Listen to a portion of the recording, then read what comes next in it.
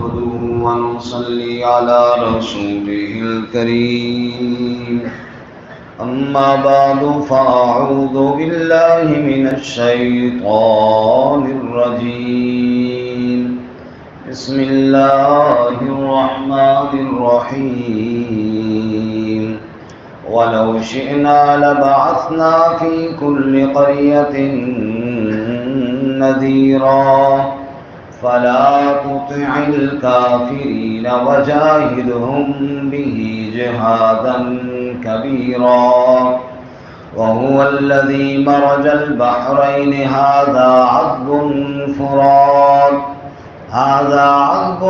فرات وهذا ملح أجاج وجعل بينهما برزخا وحجرا محجورا وهو الذي خلق من الماء بشرا فجعله نسبا وصهرا وكان ربك قديرا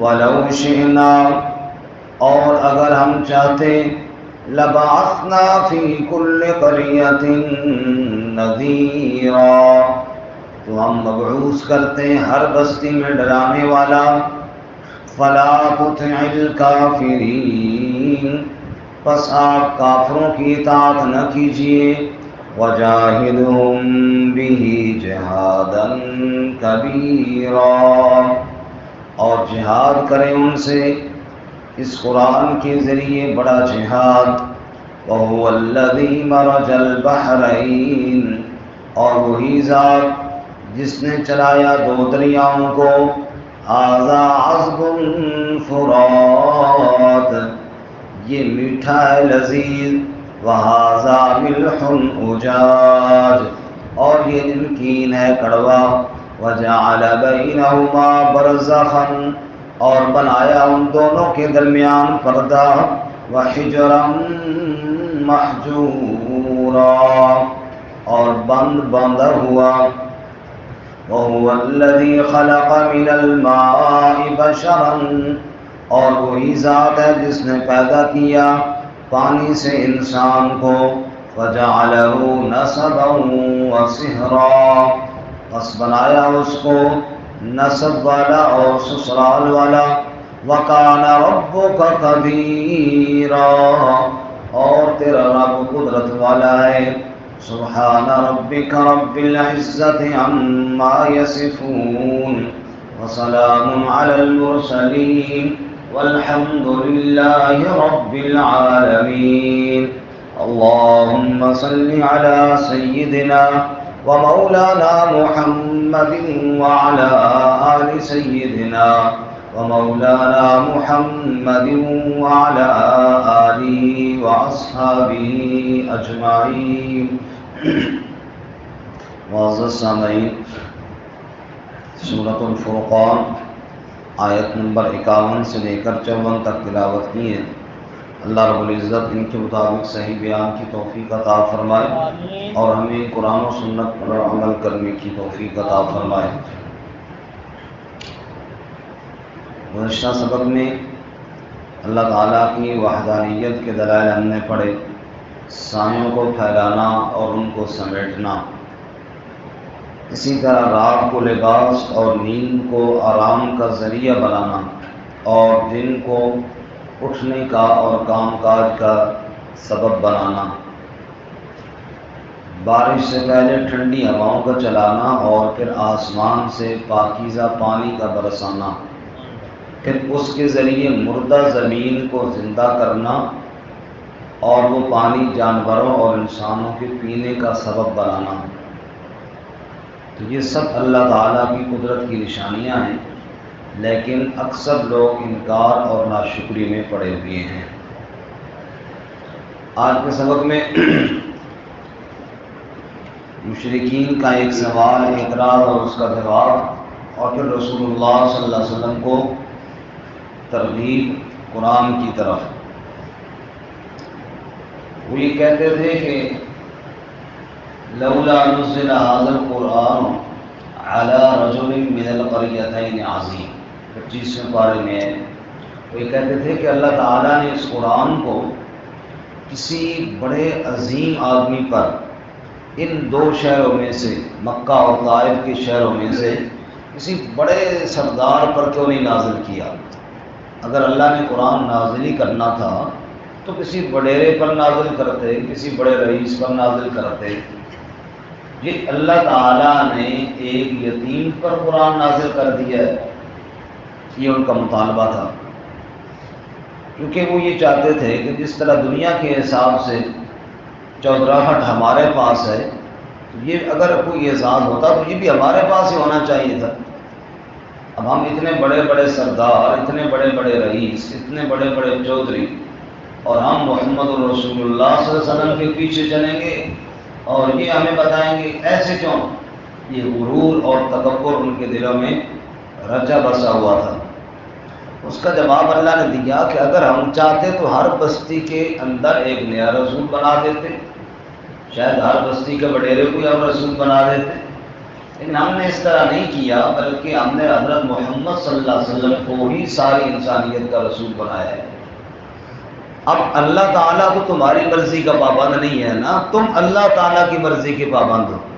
जब अल्लाह ताला ने हज़रत मोहम्मद रसूलुल्लाह सल्लल्लाहु अलैहि वसल्लम को इंसानियत का रसूल बनाया है, तो इंसानियत पर लाजिम है ना कि वो आप सल्लल्लाहु अलैहि वसल्लम की इत्तिबा करे, न ये कि अल्लाह ताला को मशवरे दे कि कोई और रसूल होना चाहिए।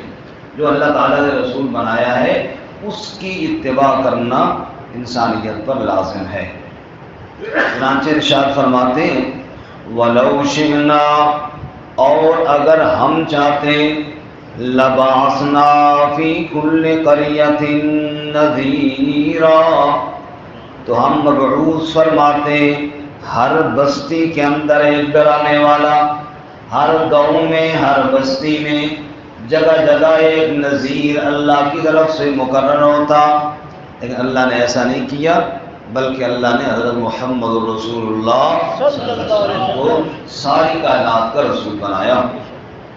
इसलिए अल्लाह फरमाते हैं मेरे हबीब फला तुतिल काफिरीन, ऐ मेरे महबूब सल्लल्लाहु अलैहि वसल्लम आप काफिरों की इताअत न कीजिए, उनकी बात न माने। अब काफिरों की इताअत कौन सी थी? एक तो उनकी बात थी तौहीद के बारे में, कभी कहते आप हमारे माबूदों की इबादत कर लें, हम आपके माबूद की इबादत कर लें, झगड़ा ख़त्म। अल्लाह ने फरमाया कुल या अय्युहल काफिरून ला अअबुदु मा ताबुदून, कह दे मेरे महबूब ऐ काफिरो जिनकी तुम इबादत करते हो मैं उनकी इबादत नहीं करता। फला तुतिल काफिरीन, काफिरों की बात ना मानना, वो चाहते हैं कि आपको मिशन से हटा दिया जाए। इसी तरह सूरह कलम में फरमाया वद्दू लौ तुदहिनु फयुदहिनून, वो चाहते हैं कि आप मामले को नरम कर ले, गोल मोल कर ले, फिर वो भी नरम पड़ जाएगी दुश्मनी में। नहीं मेरे महबूब सल्लल्लाहु अलैहि वसल्लम, आपने उनकी बात नहीं माननी, आपने तो मेरी बात माननी है। इसी तरह सूरह अनआम में फरमाया कुल इन्नी नुहीतु अन आबुदल्लज़ीना तदऊन मिन दूनिल्लाह, आप कह दीजिए बेशक मैं तो मना कर दिया गया हूँ कि मैं अल्लाह के अलावा उनकी पुकार करूँ जिनको तुम पुकारते हो, मुझे मना कर दिया गया। इस तरह इसके अलावा और कई आयात है, मसलन कुल या अय्युहन्नास इन कुंतुम फी शक्किन मिन दीनी फला आबुदुल्लज़ीना ताबुदून मिन दूनिल्लाह, ओ लोगों अगर शक है तुम्हें तो शक दिल से निकाल दो, मैं अल्लाह के अलावा किसी की इबादत करने वाला नहीं हूँ। और कहीं फरमाया ऐ लोगो तुम मुझे क्या कहते हो, कुल अफ़ग़ैरल्लाहि तअमुरूनी अअबुदु अय्युहल जाहिलून, क्या अल्लाह के अलावा तुम मुझे हुक्म देते हो कि मैं इबादत करूँ ऐ जाहिलो। वलक़द ऊहिया इलैका व इलल्लज़ीना मिन क़ब्लिक लइन अशरकत लयहबतन्न अमलुका, हालांकि अल्लाह ने मेरी तरफ ये वही भेजी है اگر آپ نے شرک کیا تو آپ کے اعمال ضائع ہو جائیں گے. میں اللہ کی وحی کی طرف دیکھوں یا تمہارے مشوروں کی جانب دیکھوں؟ ہرگز میں تمہارے مشوروں کو ماننے والا نہیں، میں تو اللہ کی وحی کا اتباع کرنے والا ہوں. تو ایک تو یہ ان کے مشورے تھے کہ آپ صلی اللہ علیہ وسلم کو مشن سے ہٹانا، اور اگر اس میں تھوڑی نرمی آپ صلی اللہ علیہ وسلم کرتے تو پھر تو دشمنیاں وہ ختم کر کے دوستیاں بنا لیتے. اور اس کا ذکر اللہ تعالیٰ نے سورہ بنی اسرائیل میں کیا. ان کا قریب تھا کہ لَيَسْتَفِزُّونَكَ لَيَفْتِنُونَكَ عَنِ الَّذِي أَوْحَيْنَا إِلَيْكَ، قریب تھا کہ وہ آپ کو آزمائش میں ڈال دیتے اس وحی سے جو ہم نے آپ کی طرف کی ہے. ایسا دباؤ ڈال رہے ہیں آپ پر کہ آپ کو آزمائش میں ڈال کر اس وحی سے ہٹا دیتے. وَإِذًا لَّاتَّخَذُوكَ خَلِيلًا، اور پھر آپ کو دوست بنا لیتے. کہتے بادشاہ ہم اور آپ دوست ہیں، مسئلہ ہی کوئی نہیں، بس اس مشن سے ہٹ جائیے. تو پھر پیچھے رہ کے آ گیا. کبھی کہتے ائت بقرآن غیر ھذا، اور بدلو، اس قرآن کے علاوہ کوئی قرآن لے آؤ یا اس کو تھوڑا تبدیل کرو. اس لیے اللہ فرماتے ہیں فلا تطع الکافرین، یہ جو مشورے دیتے ہیں اے میرے محبوب ان کے مشوروں کی اتباع نہ کرنا. یہی وجہ ہے رسول اللہ صلی اللہ علیہ وسلم کے چچا کے پاس مشرکین کا وفد آیا اور آ کر مطالبے کرنے لگے اگر آپ مال و دولت چاہتے ہیں ہم آپ کے قدموں میں ڈھیر لگا دیں گے، اگر آپ سرداری چاہتے ہیں ہم متفق کا طور پر آپ کو سردار ماننے کے لیے تیار ہیں، اور اگر آپ رشتہ چاہتے ہیں، شادی چاہتے ہیں، عرب کی جس لڑکی سے آپ کہتے ہیں ہم آپ کی شادی کروانے کے لیے تیار ہیں، اور اگر ہمارے یہ تینوں آفریں آپ نہیں مانیں گے پھر ہم آپ کو قتل کروا دیں گے. رسول اللہ صلی اللہ علیہ وسلم نے فرمایا میرے چچا یہ تو دنیا کی سرداری مجھے دے رہے ہیں، اپنے علاقے کا وڈیرا مجھے بنا رہے ہیں، یہ دنیا کے چند ٹکے مجھے دے رہے ہیں. اللہ کی قسم اگر یہ میرے دائیں ہاتھ پر سورج اور بائیں ہاتھ پر چاند بھی لا کر رکھ دیں، یعنی پوری کائنات کی حکومت میری مٹھی میں دے دیں، پھر بھی میں اس دعوت کو چھوڑنے والا نہیں ہوں. سبحان اللہ، سب کو سبحان اللہ. اور شیخ سعدی رحمۃ اللہ علیہ نے کہا وحد در پائے ریزی زرش، شیخ سعدی نے یہ دیکھا یہ واقعہ پکار اٹھے وحد در پائے ریزی زرش وگر شمشیر ہندی نہیں برسرش امید و حراست نباشت زکس برینست بنیاد توحید بس. شیخ سعدی فرماتے ہیں جو موحد ہے جو اللہ کی توحید کو ماننے والا ہے اس کے پاؤں کے نیچے سونے کا ڈھیر لگا دیا جائے لالچ دلانے کے لیے، یا اس کے سر پر تلوار رکھ دی جائے خوف دلانے کے لیے. امید و حراست نباشت کس، اس کے دل میں نہ لالچ جاتی ہے نہ تلوار کا خوف جاتا ہے. بری نست بنیاد توحید بس، اس لیے کہ اس کی بنیاد توحید پر رکھی گئی ہے، سونے چاندی کی لالچ کے اوپر نہیں رکھی گئی یا تلوار کی طاقت کے اوپر نہیں رکھی گئی. ایمان والے کا بھروسہ کس کی ذات پہ ہوتا ہے؟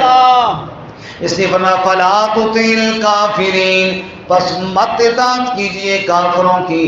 وجاہدہم بہ جہادا کبیرا، اور جہاد کیجیے ان کافروں کے ساتھ بہ، اس قرآن کے ذریعے، چونکہ سورہ مکی ہے، مکہ میں جہاد سیف یعنی تلوار والا جہاد کا وقت نہیں تھا، اس وقت صرف قرآن ہی تھا. وجاہدہم بہ جہادا کبیرا، وہ تو کہتے ہیں اس قرآن کو تبدیل کیجئے لیکن آپ نے اسی کے ذریعے جہاد کرنا ہے. فرمایا قرآن کے ذریعے جہاد، تبلیغ کے ذریعے، تربیت کے ذریعے اور عملی طور پر اصلاح کے ذریعے. فرمایا اسی کے ذریعے بڑا جہاد کیجیے، اللہ کا پیغام سنائیے ان کو. کون اللہ؟ وَهُوَ الَّذِي مَرَجَ الْبَحْرَيْنِ، اور دلائل سنو اس کی وحدانیت کے. وہ اللہ جو بڑی قدرتوں والا ہے، وہ اللہ جو بے مثل اور بے مثال ہے. مرج البحرین، دو دریاؤں کو چلایا، دریا کی دو رو چلائی. ھذا عذب فرات، یہ ایک طرف میٹھا ہے بڑا لذیذ ہے. وھذا ملح اجاج، اور ایک نمکین اور کڑوا ہے. وجعل بینہما برزخا، دونوں چل رہے ہیں اکٹھے، بیچ میں قدرت کا پردہ لگانے والا کون ہے؟ وجعل بینہما برزخا، برزخ پردہ، اس لیے دنیا اور آخرت کے درمیان جہان کو، قبر کے جہان کو برزخ کا جہان کہتے ہیں. وَمِن وَرَائِهِمْ برزخ، وہ بھی پردہ ہے، ایک دنیا کا جہان اور ایک آخرت کا جہان، درمیان میں برزخ، یہاں بھی وہی لفظ ہے. وَجَعَلَ بَيْنَهُمَا بَرْزَخًا وَحِجْرًا مَحْجُورًا، بیچ میں پردہ لگا دیا، دیوار نظر کو نہیں آتی، رکاوٹ نظر کو نہیں آتی. یہ بند کس نے باندھا ہے؟ یہ تیرے رب نے اپنی قدرت کی رکاوٹ ڈال دی ہے. وَهُوَ الَّذِي خَلَقَ مِنَ الْمَاءِ بَشَرًا، وہی اللہ جس نے انسان کو پانی کے قطرے سے بنا ڈالا ہے. نطفے سے انسان کو بنانے والا کون ہے؟ مٹی کو لو نطفہ بنیو، پھر جاؤ تے جاؤ کو کوٹی، وقت مقرر بچ شکم مائی دے، تیری صورت بنی جلوٹی، پھر بچہ بنیو باہر آیو، بنی پھرے لنگوٹی، پھر شیر جوان، پھر بڑھڑا ہوئیو ٹر نہ سکیں بن سوٹی. دنیا تا عاقب گوالے ساری، رب آخرت نہ کرے کھوٹی. ایک نطفے سے انسان بنانے والا کون؟ اللہ. اور دوسری جگہ سورۃ المؤمنون میں ہم نے پڑھا وَلَقَدْ خَلَقْنَا الْإِنسَانَ مِنْ سُلَالَةٍ مِنْ طِينٍ، مٹی کے خلاصے سے ہم نے انسان کو بنایا. ثُمَّ جَعَلْنَاهُ نُطْفَةً فِي قَرَارٍ مَكِينٍ، پھر نطفہ بنا کر ایک محفوظ مقام پر رکھا. ثُمَّ خَلَقْنَا النُّطْفَةَ عَلَقَةً، پھر نطفے کا ہم نے لوتھڑا بنایا. فَخَلَقْنَا الْعَلَقَةَ مُضْغَةً، پھر لوتھڑے کی بوٹی بنائی. فَخَلَقْنَا الْمُضْغَةَ عِظَامًا، پھر بوٹی کی ہڈی بنائی. فَكَسَوْنَا الْعِظَامَ لَحْمًا، پھر ہڈی کے اوپر گوشت چڑھایا. ثُمَّ أَنشَأْنَاهُ خَلْقًا آخَرَ، پھر نقش و نگار بنائے، پھر اس کے اندر قدرت کا روح ڈال دیا. فَتَبَارَكَ اللَّهُ أَحْسَنُ الْخَالِقِينَ، برکت دینے والا تیرا رب ہے جس نے تجھے بڑا خوبصورت کر کے بنا دیا ہے. اس لیے فرمایا وَهُوَ الَّذِي خَلَقَ مِنَ الْمَاءِ بَشَرًا، پانی کے قطرے سے بشر کو بنانے والا کون ہے؟ اللہ. سارے بولے کون ہے جی؟ وَجَعَلَهُ نَسَبًا وَسِحْرًا، پھر اللہ تعالیٰ نے نسبی رشتے بھی عطا فرمائے، وَسِحْرًا، اور سسرالی رشتے بھی عطا فرمائے. یہ میرا بھائی ہے، یہ میری بہن ہے، یہ میرا چچا ہے، یہ میرا ماموں ہے، یہ نسبی رشتے ہو گئے. اور یہ میری ساس ہے، یہ میرے سسر ہے، یہ میرے سالے ہیں، یہ فلاں ہیں. اللہ فرماتے ہیں یہ رشتے عطا کرنے والی ذات بھی اللہ ہی کی ہے. اگر تیرے رشتہ دار نہ ہوتے، نہ تیری خوشی خوشی رہتی، نہ تیرا غم غم رہتا. شادی کے دن اکیلا بیٹھا ہوتا، کوئی مبارکباد بھی دینے کو نہ آتا، رشتہ دار جو کوئی نہیں ہے تو تیری خوشی کسی کام کی رہتی نہ. اور غم والے دن اکیلا بیٹھ کے رو رہا ہوتا، کوئی تسلی دینے والا بھی نہ ہوتا. یہ رب ہی کی قدرت ہے نا جس نے رشتے عطا فرمائے ہیں، جس نے تعلقات نصیب فرمائے ہیں.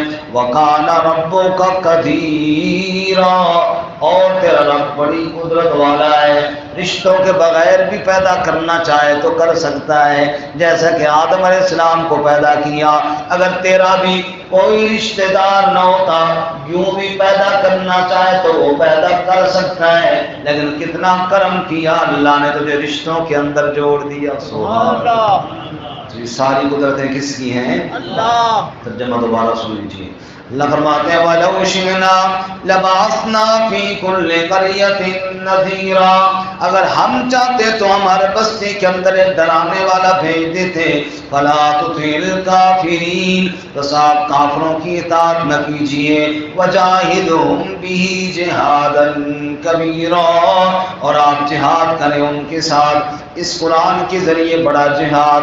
وَهُوَ الَّذِي مَرَجَ الْبَحْرَيْنِ، اور وہی ذات جس نے دو دریاؤں کو چلایا. هَذَا عَذْبٌ فُرَاتٌ، یہ میٹھا ہے لذیذ، وَهَذَا مِلْحٌ أُجَاجٌ اور یہ نمکین کڑوا ہے، وَجَعَلَ بَيْنَهُمَا بَرْزَخًا وَحِجْرًا مَحْجُورًا اور بنایا ان کے درمیان پردہ اور بند باندھا ہوا۔